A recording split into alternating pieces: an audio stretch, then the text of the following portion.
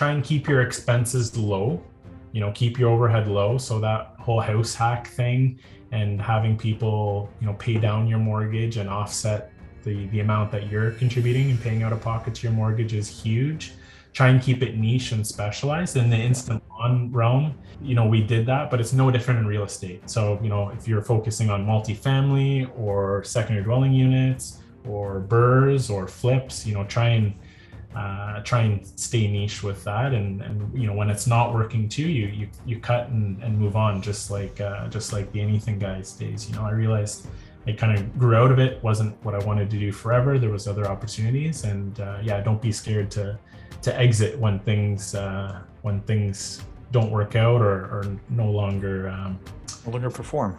Yeah, exactly. Yeah.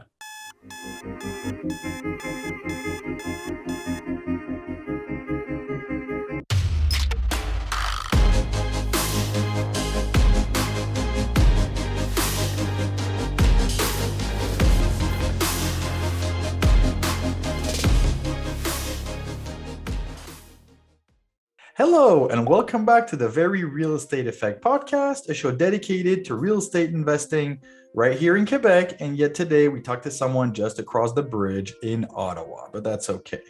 So first of all, my guest today is Adam Sarumi. How's it going, Adam? Going well. How about yourself? Doing good. I'm very excited to share your story, to share how we met. But just before I do that, I just want to remind everyone, thank you for supporting us. It's really important that you keep sharing that link if you think it's worthy to be shared. Send it to a friend who could benefit from this conversation. Subscribe to the show and leave us some comments and feedback. I try to respond to absolutely everything that we get. Now, that being said, before we jump into it, Adam, I just want to kind of share how it is that you're here, because I find it's a funny story. And for everyone to get a little bit of context, with the podcast, sometimes I get phone calls and people who reach out, and I actually quite like that. And about 2 months ago, I got a call from a gentleman from Ottawa about a question about financing, because I had mentioned something on the podcast and wanted to know more information about it. So Adam reached out and we ended up having a nice, maybe 15-minute conversation about financing and this and that. And then at the multifamily conference about a month ago now, 3 weeks, a month ago, 3 weeks ago, I literally get in, go and sit down, and 2 chairs down, kind of look on both sides and try to smile to everyone and introduce myself.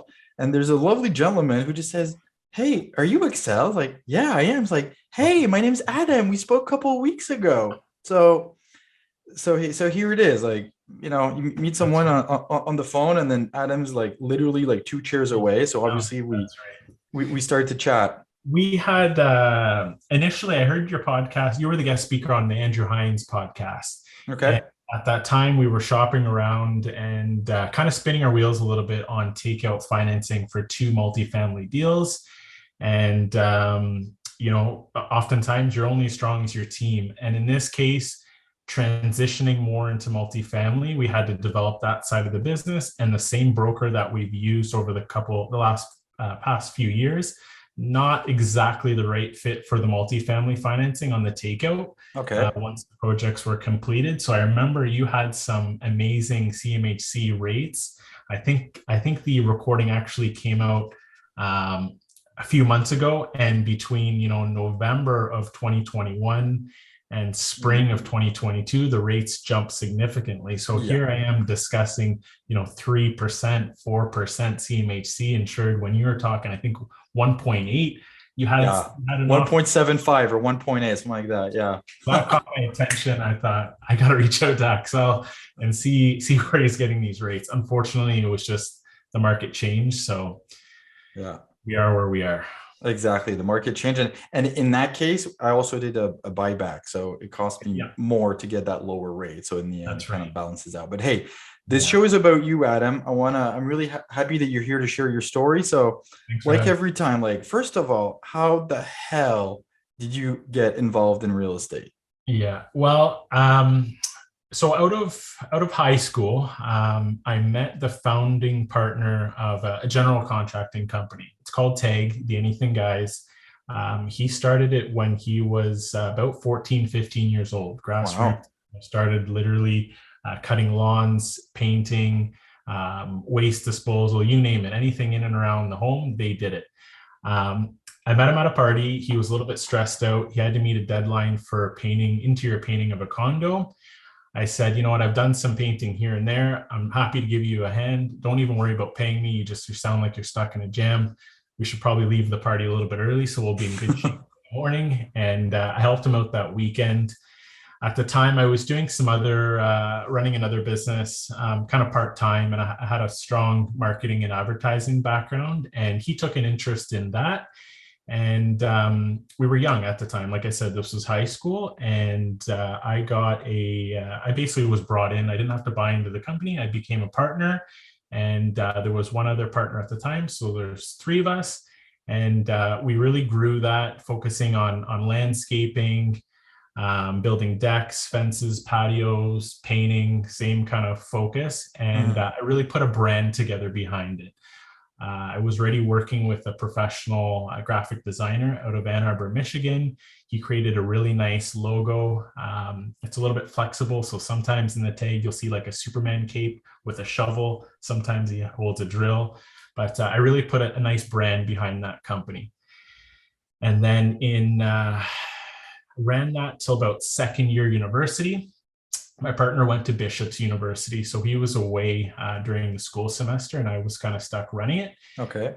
It got a little bit busy, a little bit too hectic. I'm trying to study for exams at Carleton University, and then the summer would hit off. I mean, there was more than enough business, but I kind of lost interest a little bit, grew out of it.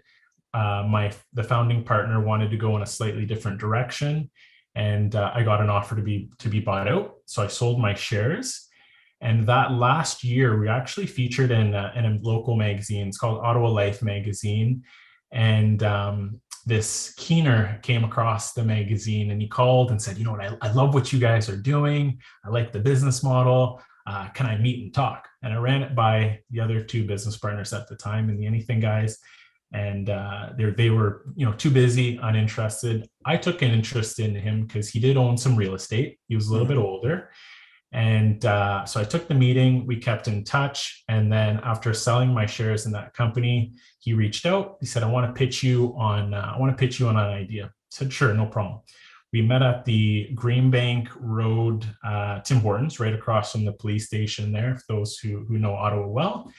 And he pitched me on an idea of an eco-friendly general contracting business. Wow. What year was that? Because that was early before it was trendy. So we did 2016. Is that? No, not 2016. So 2016 is when I sold it. Ran it for 6.5 years. So about 2010. Okay. Yeah. And I thought, if there's one thing that I realized in the last 4 or 5 years, not an expert in business by any means, but a fundamental here is to keep it niche.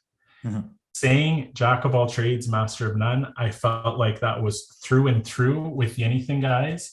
And they do a great job today. They actually have separated the company into different departments, so they're able to still be focused and a little bit dedicated. But a fundamental that I really learned while running that company was to be focused and have a niche. And so I shot down his idea and I said, I'm not interested at all. But if you want an idea and you can really take it and run with it, because I had something else going on, I said, laying grass. And he looks at me and he pauses. He says, like putting down rolls of sod? I said, yes, that exactly. And he's like, scratches his head. Here's this, he's an MBA, one of the smartest guys that I know. And he looked really confused. I'm sure he was. Like, me too. Like, tell me more. So he went back home and he calls me 24 hours later, did some research. He's very quick with his work. He says, I'll fund everything. I'll invest, I think it was like $150,000. I'll open up a line of credit and I want a third of the business. I said, that sounds like a pretty good deal. He's funding everything. Yeah. I'm coming into the business with the knowledge and the skill set and how the business works. Because this was a service that we offered with the Anything guys. Mhm. I told my partners in the past, I said, guys, this is actually a really lucrative service that we provide. We should kind of be focusing on it. Yeah. At the time, it was extremely, everyone wanted to do these large projects with landscaping and intricate driveways and patios and fences, so all sorts of stuff. It's fancy, but it's not as profitable. Exactly. Yeah. That's right. So with instant lawns is what we named it, with the tagline instant gratification. The beauty of it was that it was repeatable. It was easy to replicate. It was difficult to mess up. So easy to train employees, and it's the same thing every day. Exactly. Same system, same procedures. So yeah, Alex and I started that up. We ran that for about 3 years. I bought him out after that, and then in 2016, I sold the company. I sold the company off as a 6-figure sale. Alex actually helped out. He was consulting throughout the lifetime of the business. Okay. The annual sales meetings and kind of kickmark the marketing budget and all that kind of stuff. So yeah, in 2016, I sold that. I sold that business and then got into real estate full time. During that time with Instant Lawns, I would take the retained earnings, and I would be buying a home. Okay. Generally, what we were buying is single family homes, Mhm. and then converting the basement into a secondary dwelling unit, effectively creating a duplex. And about every 2 years, we'd be basically buying one, doing the renovation, and then renting it. Okay. So that was throughout the lifetime of Instant Lawns. But where I really came across the opportunity was wanting to live kind of in $1 million home, ultimate bachelor pad with my buddies. Yeah. The only way I could do it was to build it, and I kind of knew that looking at the numbers. And one year I went to Robert Kiyosaki seminar back in. These were the free courses that they'd hook you to, pay. Yeah, the top of the funnel. Exactly. I don't know if you've ever been to one. I've been to one, and I quickly understood what it was, and I left. Yeah, I got a couple of things out of that seminar, though, some good gems, and kind of thinking outside of the box. So I did draft up this letter, and because I focused on a neighborhood that I really wanted to live in. It's about 10 minutes outside of downtown Ottawa. Premium lots, 100 by 100, 100 by 150 lots, just huge, nice, mature trees, very accessible to transit. And so I focused on that neighborhood. And the little gem I got from that Robert Kiyosaki seminar was to kind of think outside of the box, and nothing wrong with going door to door, knocking on doors. It's something that I've previously done in the past for sales. And so I did exactly that. Any dilapidated home, poor condition, I knocked on the door. And I printed off probably about 350 letters. Those that didn't answer the door, or the home looks suitable for redevelopment, exactly, drop it in the mailbox of the door. And towards that same evening, dropping off all the letters and knocking on the doors, I had a couple of leads, but nothing really that I thought was going to pan out. I was a little bit discouraged. I thought, this should work, immediately. Yeah. I spent 2 hours doing this. How come I don't have a lead yet? Where are the results? Yeah. But sure enough, my teammate's older brother called, who lives in the neighborhood, and he was kind of a soccer manager, and he's asking what I was doing, what I was up to. And I said, wait a minute, Dwayne, actually, I got another call on the line. I'm going to have to call you back. Yeah. Sure enough, I remember this specific property because it was so large that I personally wrote on this letter, even, are you interested in a severance? Because I thought if I could get this property, please call me. Please call me. Yeah. So he called. Timing was perfect for him. He was moving out to a suburb. He was kind of embarrassed about the condition of the property. It was borderline a tear down. And we made a deal the following day, and it was about $100,000 under market. And I held that property for about a year or two, rented it out. I was planning on redeveloping just one single family home. And then I came across these minor variance signs in the neighborhood, where I realized that you could actually sever it and create 250 by 100 lots. My sister, who's my business partner since about 20, well, she's, I guess, my land partner on that transaction. Nothing was formal. It was just, hey, we'll build a home for you and build a home for myself, and we'll live together. And that was about 2012. We still actually live side by side. Nice. Currently, same neighborhood, 3 homes later. But yeah, we built that home. They're about, we're generally building about 3,000 square feet each.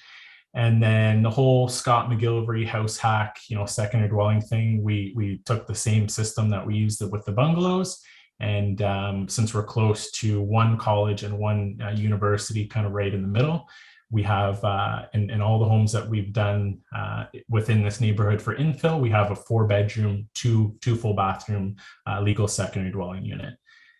So wow. Yeah. Okay, so that was actually well, not long, because that's over like obviously the span of several years, but you got almost right into land development. Yes. With those acquisitions. Yeah, it was all the motivation really is a nice family home for us, like I said, a little bit of bachelor pad for me, but was a nice home in a beautiful area.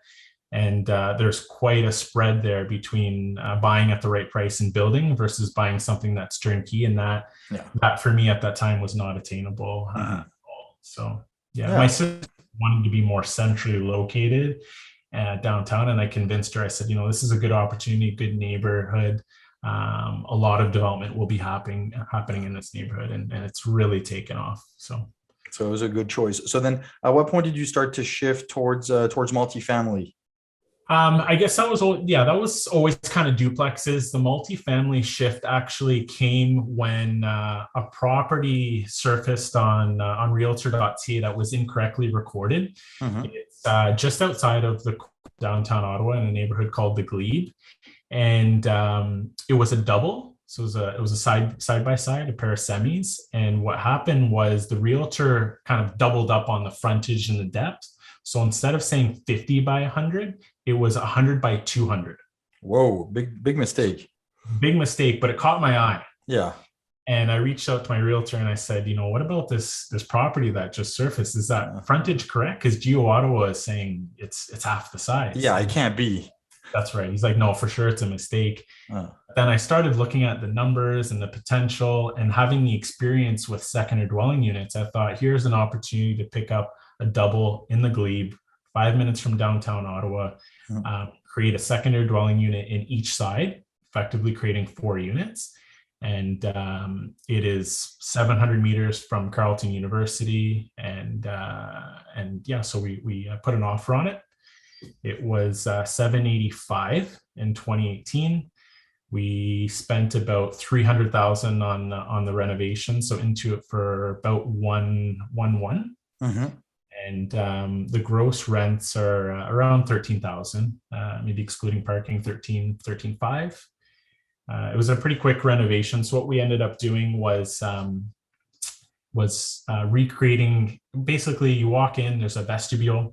And then we redesigned the stairs to go to a secondary dwelling unit. And because the 3rd floor has really high attic space, so we ended up actually finishing the attic. That's the first time we've done that, but we were able to and added a mezzanine, a bedroom, or what'd you put up there? You got it. Yeah. Nice. Yeah. That's a good idea. Yeah. So it worked out pretty well. And so this property, do you still have it now? Did you resell it?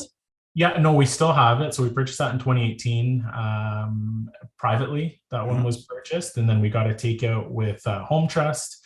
So we actually took out a little bit of equity. So it's like kind of your perfect burr on that one. Stabilized that for about a year. Produced the 1-year financials that the bank likes to see, and then Scotiabank originally, or later after, gave us a 2-year term on that one. Okay. Much higher value. Nice. So then you're able to take that and wash and repeat and keep going forward. Exactly. Yeah. Okay. And so now, just to get an idea, like, what does your portfolio look like? Do you still have a few single family homes, or is it all multifamily, and how many units? Yeah. So we have still about a dozen duplexes. But we have about a dozen duplexes, Okay. that 4 unit. And then about a year and a half ago, a property that was really on and off the market again in downtown Ottawa. A realtor sent me, and he said, I think this could be something here.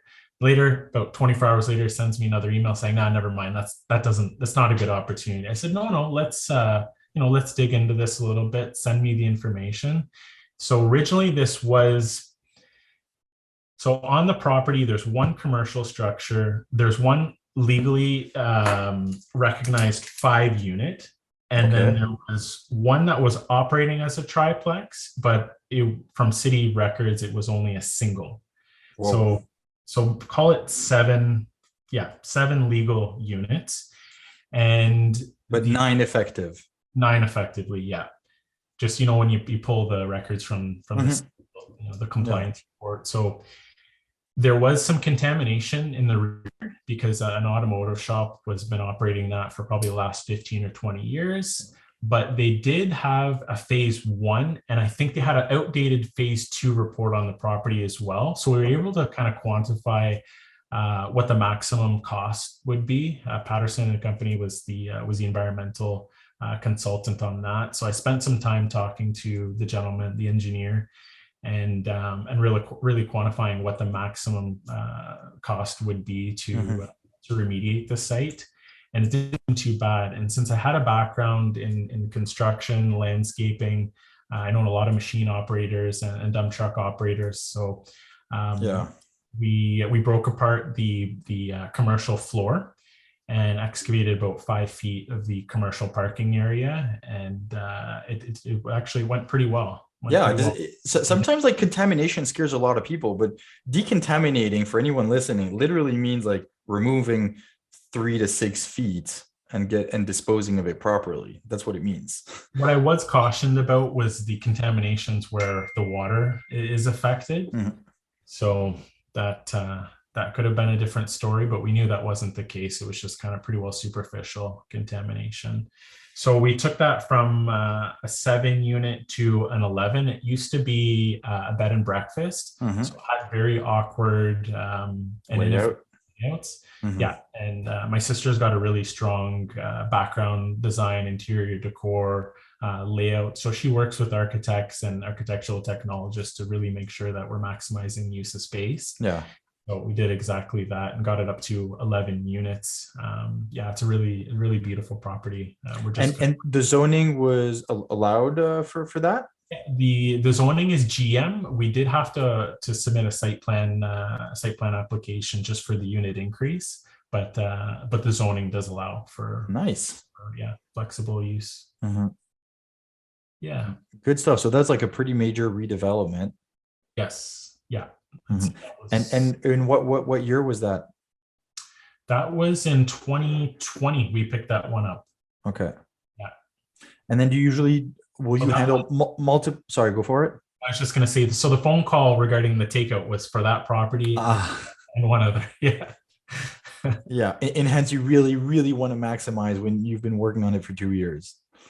Yes. And I mean, the value was there from the appraised perspective, but I think, as with these increases, they're, maybe you get 50% loan to value, 60, 65, like maximum. So that one we paid $874.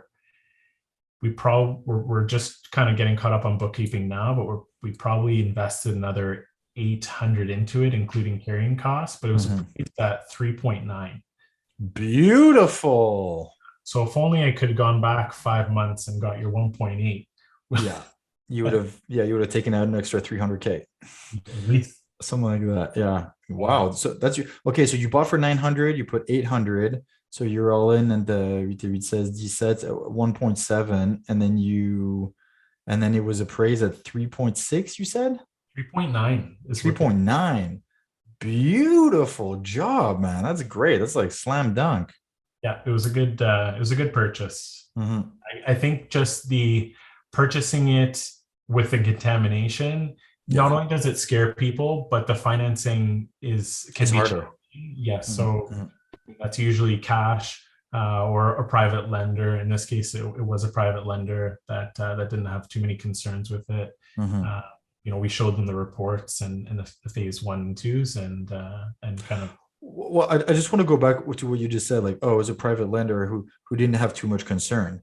Okay, but I'm sure he would have had concern if it was someone that didn't have your track record. Like, you're in a way the perfect guy for this. You already have experience. You've already done some deals. You have a background in, as you said, like landscaping and excavation and all that. I mean, for him, it was a perfect fit. And buying properties that are contaminated, harder to finance, but big opportunities because a lot of people don't want to touch it.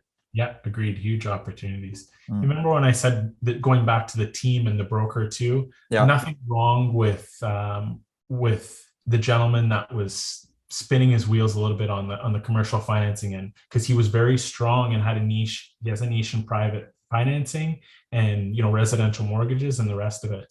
So just because he wasn't the right fit for the multifamily, I mean, he's still a great guy, great at his job. Just private money is a little more of his strength. So yeah, that was the broker that actually helped us out with that one. We do have a couple individuals who we deal with directly for financing, but this one was through that broker. Yeah. Nice. And so after this one, was there another project lined up? While we were in the midst of that, or towards the end, we did pick up a 3-door row.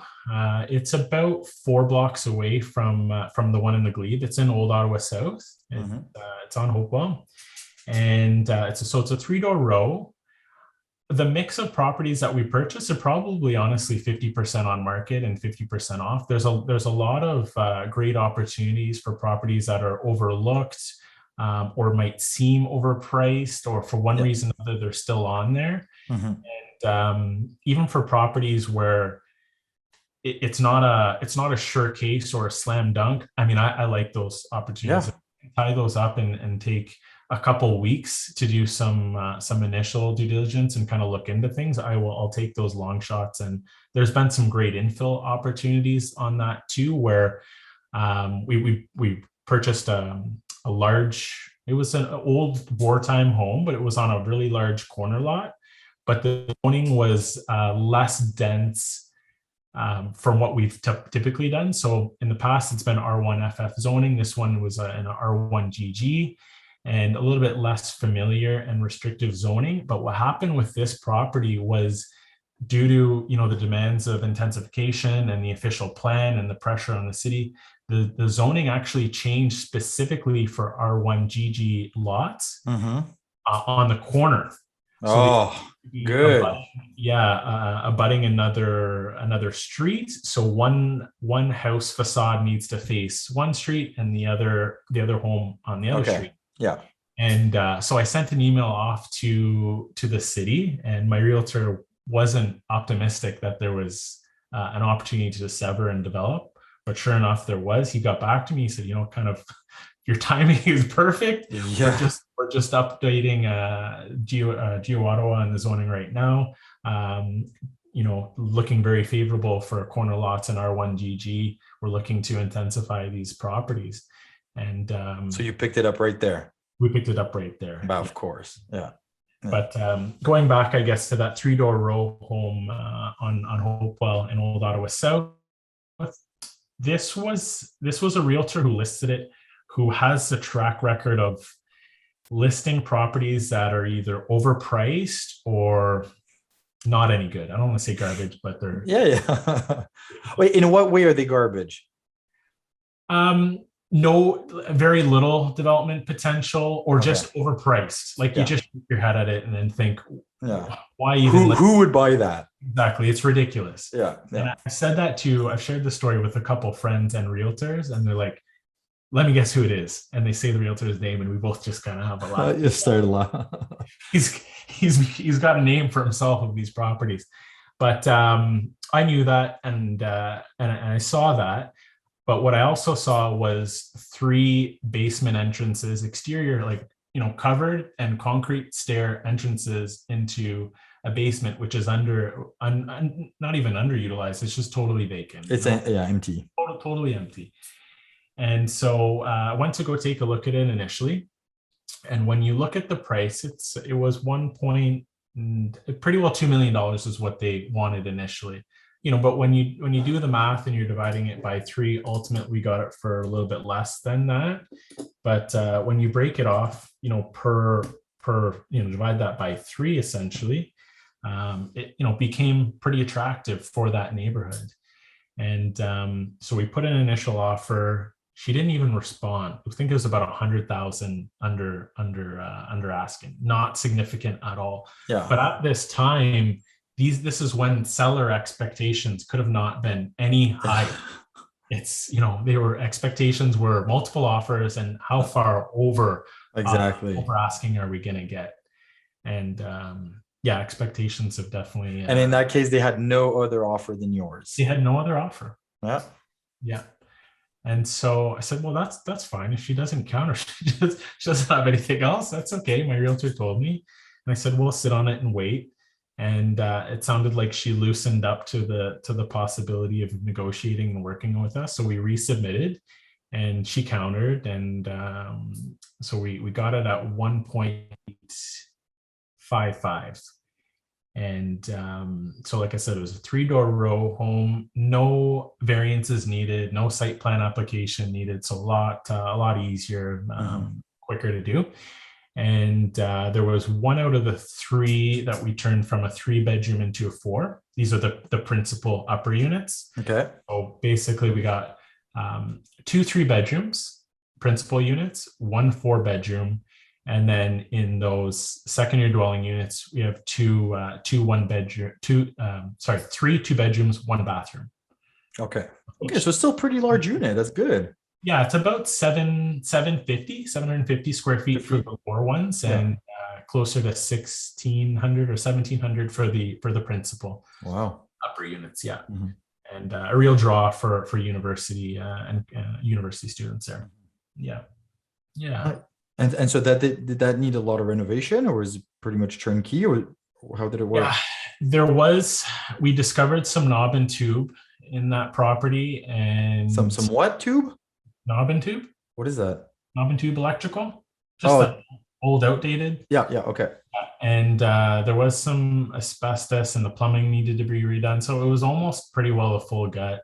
Oh, okay. We weren't anticipating for it, but we ended up updating all the electrical, pretty well all the ABS and PEX lines and everything. So it's pretty well a full gut. We kept a couple of the bathrooms because they were recently updated and renovated, so we kind of worked that out in the layout. But yeah, pretty well full gut. Definitely the basements, and there was some structural work in the basements there. Okay, so it's a pretty big reno job, and as we're starting to wrap up here, I want to ask you a few questions because you've picked some fairly difficult projects. Let's not kid ourselves here.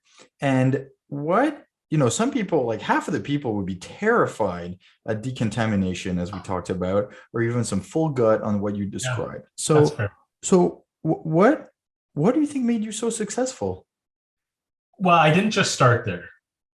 So I'll give you a couple benefits. Number one, when it came to that the decontamination of that property, I actually reached out to a friend who did about it wasn't an ongoing mentorship. It was kind of like a project specific mentorship. He has an environmental background, and he's also about maybe 3 to 5 years ahead of us in terms of multifamily investing. And I reached out to him and I said, I think you're the perfect guy to walk us through this, because he's always preaching scale up quicker, go big, Adam, go big. Yeah. So I reached out to him. I said, listen, his name is Nick Legault. And I said, listen, Nick, I'm trying to take your advice here. I could probably use a little bit of help on this one. And he was great. He walked us through it. And sometimes even it's not so much specific information. Sometimes it's just somebody there kind of in your corner, providing some reassurance and support and just being in your corner and some support and confidence. And a sounding board to just be like, you're going in the right direction. It's all good. It's all good. So that was a huge factor at the time. In regards to the broker who helped us finance that, he also helped us with some construction financing on that infill corner lot project I was just talking to you about. So we felt really confident and good going into that, well capitalized. Yeah. And then with expertise kind of in our corner on the decontamination part of that. So in that case, so you surrounded yourself well with your team. Yes. Yeah. A team is everything for sure. And as we continue to grow, love them to death. But my manager from Instant Lawn days, he's a gentleman. He'd come out on site. So basically, when I sold Instant Lawns, he took off for about a year. He was doing he was launching this Best Buy pilot project, and he's great at customer service.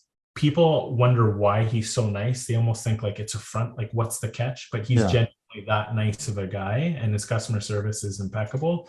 So I brought him on board for the property management aspect of our business, just because of his personality, really. And I thought that we could train him, and he could kind of develop the skill and the specifics and learn along the way. There's this book called From Good to Great, and it's about, and fast hiring too, like Cameron Herold's double and that kind of stuff. And if you're growing really quick, I would say the best thing you can do is not only hire that personality, but also the skill set. And he didn't quite have it, so it didn't work out. And it was mutual. He came to us and basically said at the end of the day, it's this, I don't think this is quite for me. And I was disappointed because I thought he was very much capable of being successful in that role, but it didn't work out. In hindsight, it was actually good that he ended up taking another job, and we hired somebody who has a very similar personality and is customer service driven, but has his accredited residential property management designation. He came from managing an entire high rise. He's been in this space for about 5 years, and we've kind of continued growing off that. So he has some support. She's a part-time lady. She works kind of evenings and weekends, kind of handling the overflow. And then we have a gentleman who works from home. He's actually in Ottawa. My sister still hasn't met him. I know him because he was the front desk, the person you'd see kind of when you check into Mabadi. He's getting along from anyone from 15 years old to 80. They'd all love him. So we brought him on board. He does a lot of our posting, like Kijiji, the ads, updating, rent board, rentals, leasing. Yeah, exactly. So he works part-time. And then we have a full-time carpenter on staff to help us out with maintenance and then projects when we have them on. Nice. Yeah, no, your comment on the team is everything, really. At the end of the day, you're only as good as your team and those you surround yourself with. So that's been a huge part. Even some of the employees that help out on a part-time basis are old Instant Lawn guys. Construction, cleanup, assembling. Like a lot of the rentals that we have are furnished. So assembling IKEA beds and desks and chairs, exactly, and blinds and making it move in ready and looks like someone moved out yesterday, even though it's all brand new. Yes, exactly. So and even holding on to those relationships, So yeah, good, man. I'm really happy because I didn't know all of that. Like we chatted a few times and stuff, but this is super inspiring. And I've listened to hundreds of episodes of Bigger Pockets, not to name them, as I was doing some of my first projects. And I always love listening on like how people get started and how did it work out and some of the mistakes and stuff like that. And I know this is going to be a good inspiration for a number of people in Ottawa, in Quebec, or wherever they are when listening to it. Because in the end, it's the energy and the drive that you talked about and that you communicate, and you just keep going. It's hard, and you've taken some pretty big risks, and so now it's paying off because hey, no risk, no reward. Otherwise, it'd be too easy, right? 100%. Yeah, I would say in to summarize, you try and keep your expenses low keep your overhead low. So that whole house hack thing and having people, pay down your mortgage and offset the amount that you're contributing and paying out of pocket to your mortgage is huge. Try and keep it niche and specialized. In the instant on realm, we did that, but it's no different in real estate. So, if you're focusing on multifamily or secondary dwelling units or burrs or flips, try and stay niche with that. And when it's not working too, you cut and move on, just like the anything guys days. I realized I kind of grew out of it. Wasn't what I wanted to do forever. There was other opportunities, and don't be scared to exit when things don't work out or no longer perform. Yeah, exactly. Yeah. Hey Adam, for anyone who'd like to reach out to you, where can they find out more about you? My Instagram is probably it's all over the place. There's probably I'm gonna say probably Instagram. You can reach me at Adam Sarumi. It's ADAMSARUMI. Or a company website. You could Google it. It's Ethos Developments, ETHOS Developments. And I'll be sure to put it in the show notes as well. That sounds good. Well, yeah, man. I'll have to hear a little more of your story. You told me quite a bit, but I'd like to hear a little bit more of what you're up to and sure. And come to those fun networking events in downtown Montreal, like we spoke. Yeah. Next time, as we talked about, you haven't been to Montreal in a while. You're due for a trip here on a good bar night. Next time we have a real estate effect party. Used to be a downtown Montreal resident. Weekend resident. Yeah, weekend resident in your Carleton days. Yeah, it was good. Classic. All right, that was really fun. Thank you everyone for listening. Thank you, Adam, for coming on to share your story. It's been a real pleasure. And to everyone listening, remember that stay in the action, make some offers, research your market, and we'll talk next week. Thank you and ciao.